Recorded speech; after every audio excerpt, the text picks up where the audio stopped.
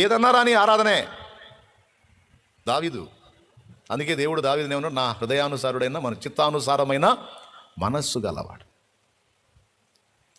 నేను చెప్పేది ఒట్టి మాట అనుకుంటే తేడా పడతారు. లేఖనమే చెప్తున్నా నేను, జాగ్రత్త, సీరియస్గా తీసుకొని ట్రై చేసి చూడండి. మీరు అలవాటు అయ్యావంటే నిన్ను ఎవడు ఆపలేడు. ఇక దేవునికి మహిమ. ఇక టెన్షన్లు వద్దు, కృంగుబాట్లు వద్దు, దిగుళ్ళు వద్దు, విచారాలు వద్దు. అర్థమైందా? గెలుపైన స్తోత్రం, ఓటమైనా కూడా ఎందుకు స్తోత్రం తెలుసా? ఆ ఓటమి కూడా మళ్ళీ మనకు గెలుపైద్ది. అందుకు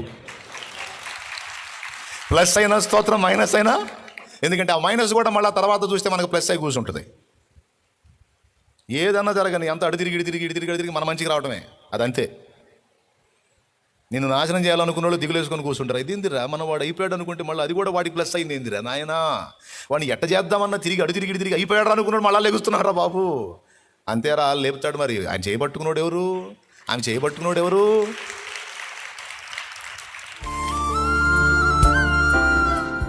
చిన్నప్పుడు సామెత తిన్నాను, ఢిల్లీకి రాజైన తల్లి కొడుకని. ఢిల్లీకి రాజైన తల్లికి కొడుకని ఒక సామెత పుట్టింది మన దేశంలో. అట్లాగే రాజ్యాలను వెళ్ళే రాజైన రాజాది రాజుకు దాసుడే.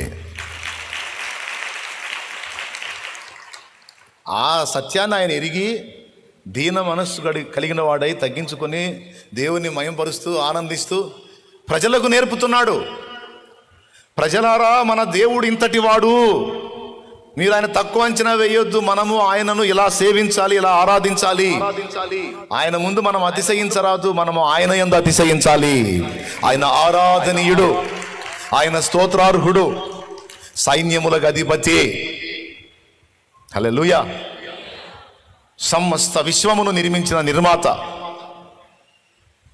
ఆయన ముందు మనం ఎగస్టాల్ చేయకూడదు అని చూడండి. తన వస్త్రాలు కూడా లక్ష్య పెట్టకుండా ఆయన నాట్యమాడుతూ ఒక సామాన్య దాసుడి కంటే తక్కువ. అది ఆమె చూస్తాం చూడు, ఆ ఫేస్ ఫీలింగ్స్ చూడండి, అవి ఆ అంతరంగంలో మాటలు. అలా ఆయన అనుకున్నందుకు ఆమె జీవితకాలం మొత్తం సంతానం లేకుండా అయిపోయింది. కొంతమంది గొడ్రాళ్ళుగా మిగిలిపోవడానికి ఇట్లాంటివి కూడా కారణం ఉంటాయా అని అనిపించింది నాకు. అది కూడా ఒకటి రాసుకోవాల్సిందే. ఒకరు గొడ్రాలితనం పొందడానికి భక్తులను హీనపరిచిన పాపం కూడా ఉండి ఉండవచ్చు. భక్తులను హీనంగా ఆలోచించిన కారణం చేత కూడా, భక్తులను హీనపరిచిన కారణం చేత కూడా గొడ్రాండ్రు అయిపోవచ్చు, సంతానవతులు కాకపోయి ఉండొచ్చు. ఎందుకంటే బైబిల్లో రాస్తుంది ఆ మాట. భక్తిపరుడు ఆయన. దావీదంటే సామాన్యుడు కాదు, అలాంటి వాడు దావీదు. అన్నాడు, అడిగింది, ఆగలా, ఎగాదిగా చూసి చివరికి అడిగింది. బుద్ధి లేదా? రాజువా దాసుడువా నువ్వు? రాజులు ఇంతేనా ప్రవర్తిస్తారు? రాజులు ఎలా ఉండాలి? ఆ రాజసం, ఆ టీవీ, ఆ దర్పం, ఆ హడావిడి. హలో, నువ్వు చెప్పింది కరెక్టే. అవన్నీ జనం దగ్గర, ఆయన దగ్గర కాదు. హల్లెలూయా. అవన్నీ పరిపాలనా కార్యక్రమం జరిగేటప్పుడు, ఆ రాజుగా సింహాసనం ఎక్కినప్పుడు ఆ వ్యవహారం అంతా, ఆ తంతంతా. పెద్ద ఆఫీసర్ అయి ఉండి సిగ్గు లేకుండా భజన చేస్తున్నావా అని ఎవడన్నా నిన్ను అన్నాడు అనుకో, ఒరే సిగ్గు లేకుండా భజన చేసినందుకు ఎరా నేను పెద్ద ఆఫీసర్ అయిందని చెప్పు. నువ్వు సిగ్గు శరం అనే దేవుడి దగ్గర పనికిరావురా. తప్పు చేసే కాడ సిగ్గుండాలి, వ్యభిచారం చేసే కాడ, దుర్మార్గం చేసే కాడ, నోరు కొట్టే కాడ, కడుపు కొట్టే కాడ, బల కింద చేయి పెట్టే కాడ, అక్కడ రా సిగ్గు శరం ఉండాల్సింది. దేవుడి దగ్గర కాదు. దేవుడి దగ్గర నన్ను నేను మర్చిపోతా, నన్ను నేను మర్చిపోతా. నాకు ఆయన నా ఉనికికి కారణం ఆయన. నాకు ఊపిరి ఊదింది ఆయన. నాలో పని చేస్తున్నటువంటి వ్యవస్థ అంతటిని ఈ రోజుకి నడిపిస్తుంది ఆయన. ఈ దేహాన్ని నాకు ఇచ్చింది ఆయన. మరి ఆయన కాకపోతే ఎవరిని మయంపరచాలి? నేను మనుషులను మయంపరచుకుంటా, మనుషులకు భజన చేసుకుంటా, మనుషులు అడుగులకు మడుగులు వచ్చుకుంటా తిరగాల నేను? నా దేవుడు రా, నా దేవుడు, నా దేవుడు, నా దేవుడు, నా దేవుడు, నా దేవుడు. చూడండి, ప్రపంచం అంతా ఏనాటికైనా మన రూటుకు రావాల్సిందే కానీ మనం ఆ రూటుకు పోతామా? ఏనాటికైనా ప్రపంచం మొత్తం ఆయన ముందు నిలబడాల్సిందే కానీ ఆయన దగ్గర నుంచి పారిపోగలమా? ఈరోజు నీ ఎగతాళి చేసిన వాడు కూడా రేపు ఒకనాడు వచ్చి వాడు కూడా భజన చేయాల్సిందే నీతో. గుర్తుపెట్టుకో. స్తుతిలో శక్తి ఉంది, స్తుతి వలన బహుళ ప్రయోజనం ఉంది. 3 విషయాలు చెప్పాను. నంబర్ 1, దురాత్మ పీడనలు వదిలిపోతాయి. వెంట బాగానే వింటున్నారు కానీ స్తుతించట్లా. సీరియస్గా తీసుకుంటే చెబుతా. తీసుకుంటారుగా ఇంకా దేవుని దగ్గర మెలికలు తిరగరుగా. సిగ్గులు మైమరచి తన్మయించి ఆరాధించాలి.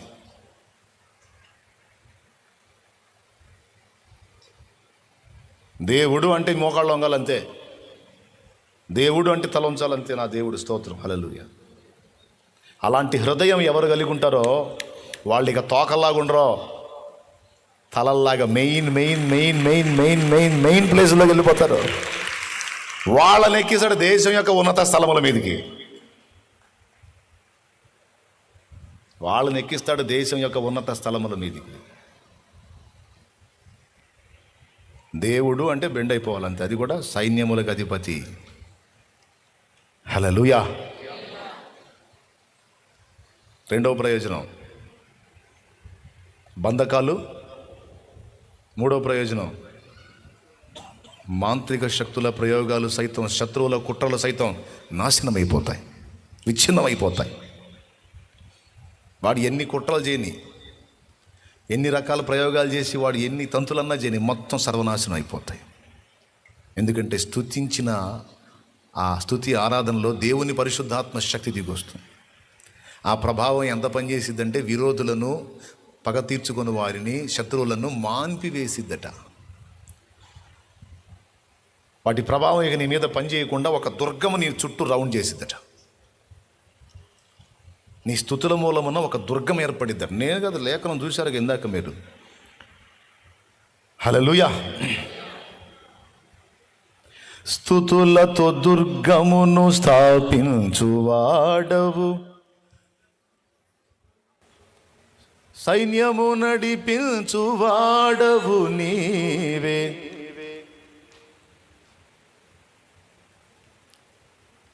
స్తుతి ఒక దుర్గం అవుతుంది.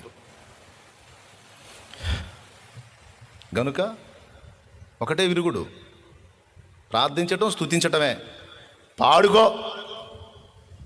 పిచ్చోడు అనుకుంటే అనుకోని, నిన్ను ఎందుకు ఊరక వాగుతూ ఉంటావు అనుకోని. నువ్వు పనికి మళ్ళీ మాటలు వాగట్లా, నా యేసయ్య పాటలు పాడుతున్నావు.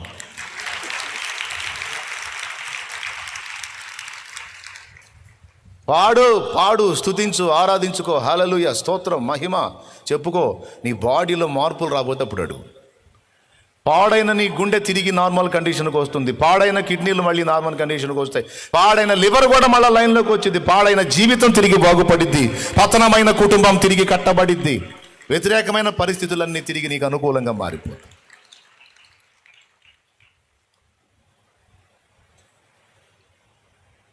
బాధ వచ్చినప్పుడు కీర్తనే పాడాడు, ఆనందం వచ్చినప్పుడు కీర్తనే పాడాడు, దిగులు వచ్చినప్పుడు కీర్తనే పాడాడు, భయం వేసినప్పుడు కీర్తనే పాడాడు, విజయం వచ్చినప్పుడు కీర్తనే పాడాడు, జననమైన మరణమైన కీర్తనే పాడాడు.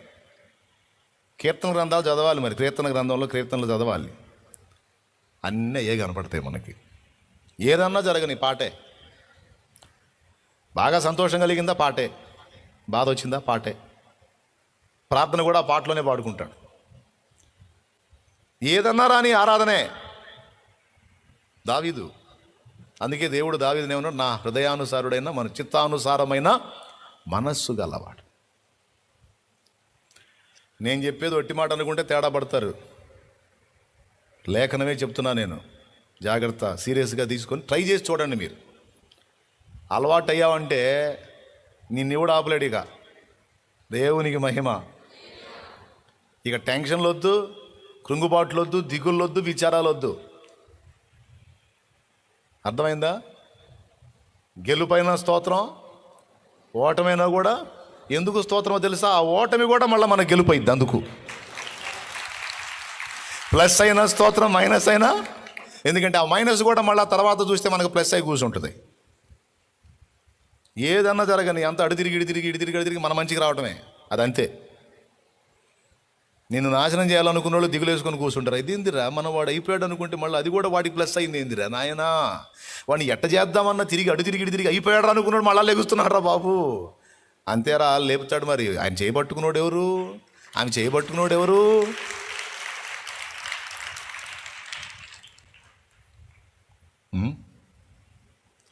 దేవుని ప్రేమించు వారికి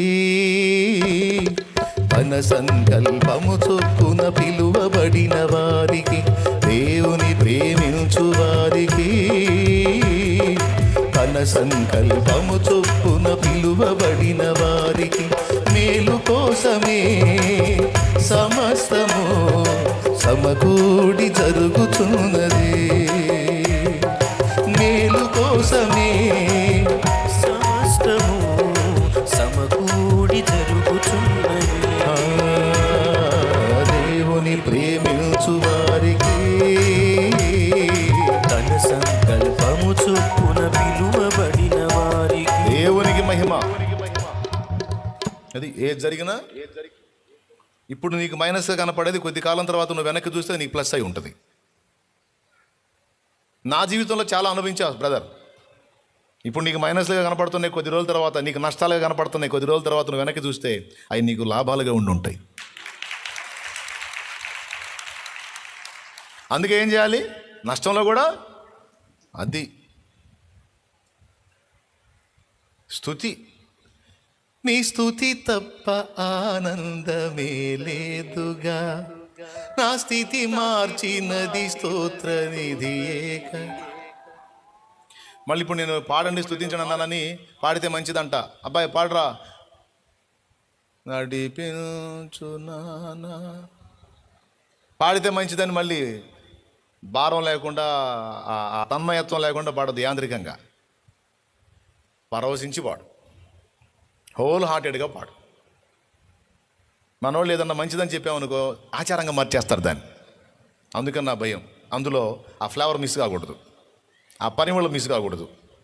పరిమళంతో కూడిన ఆరాధన అయితే ఉంటుందే, యేసు రక్తమే జయం.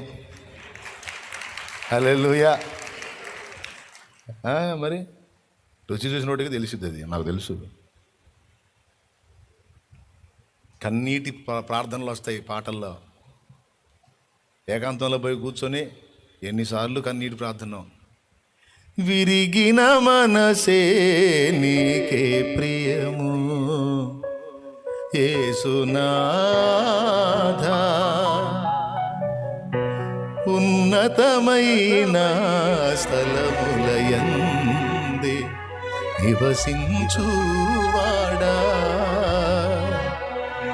విరిగేనా మనసు